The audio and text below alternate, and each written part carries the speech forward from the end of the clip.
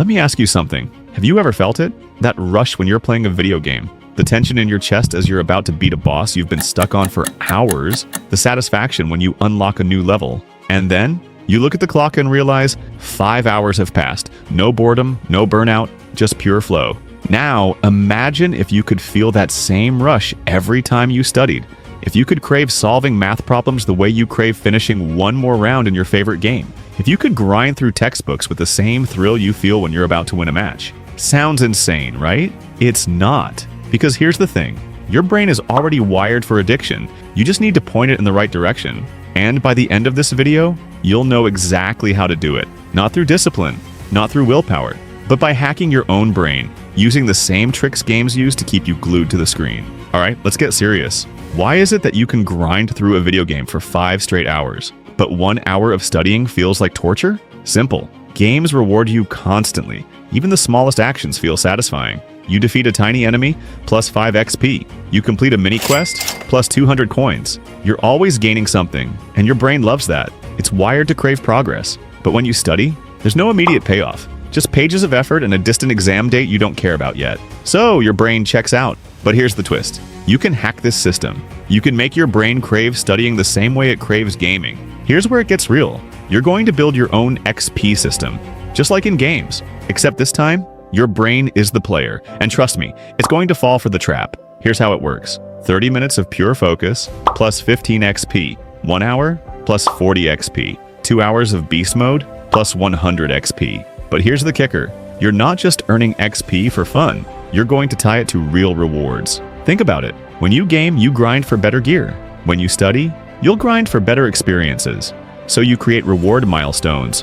100 XP, you unlock a YouTube binge guilt-free. 300 XP, you cash in for a late-night pizza run. 500 XP, you finally buy that thing you've been obsessing over for weeks. And just like that, studying stops being boring. It becomes a game with prizes, but here's where it gets dangerous. You're going to add random rewards just like games have loot boxes. Why? Because predictable rewards are boring, but random ones, they're irresistible. Think about it. When you're scrolling social media, you never know what you'll see next, and that uncertainty keeps you hooked. It's why people can't stop gambling. It's not the win, it's the chance of winning that makes it addictive. So you're going to add that same thrill to studying. Here's how. You write down 5 mini rewards. One could be a snack, one could be 20 minutes of gaming, one could be watching your favorite creator. You toss them into a reward jar. Every time you hit 100 XP, you pull one out at random. And trust me, your brain will chase the gamble. Because it won't just be studying for XP anymore, it'll be studying for the thrill of the unknown. But you're not done yet. You're going to add streaks and multipliers. Because in games, the longer you play, the faster you level up. And now, your study game works the same way. Here's how it goes. 1 hour on day 1 equals plus 40 XP. 1 hour on day 2 equals plus 80 XP. 1 hour on day 3 equals plus 160 XP. You're not just studying anymore, you're chasing streaks. And if you break the streak, you reset to 0. No mercy. All your XP multipliers vanish. Sounds brutal? Good. Because now your brain will fight to keep the streak alive. You'll start saying, I can't break it now. I've made it too far. And just like that, studying becomes your addiction. Not because you force yourself to do it, but because you can't stop. But you're still missing something. Even the best single-player game gets boring after a while. You know what doesn't? Competition. That's why games like Fortnite, Call of Duty, or League of Legends never die. Because when you're competing against real people, your brain doesn't just want to play, it wants to win. And that's exactly what we're going to weaponize next. You need a rival. Think about it. Would Naruto have become that strong if he wasn't constantly chasing Sasuke? Would Goku push himself to the edge if he didn't have Vegeta breathing down his neck? No chance. And the same goes for you. If you're studying alone, you have 0 urgency.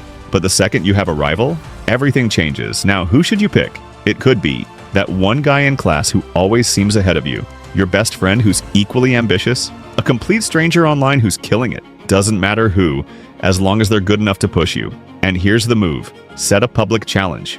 Tell them, let's see who can get the best grade on the next test. Or, whoever studies the longest this week gets free coffee. The moment you put it out there, you're locked in. Your brain now has a reason to study. Because it's not just about knowledge anymore.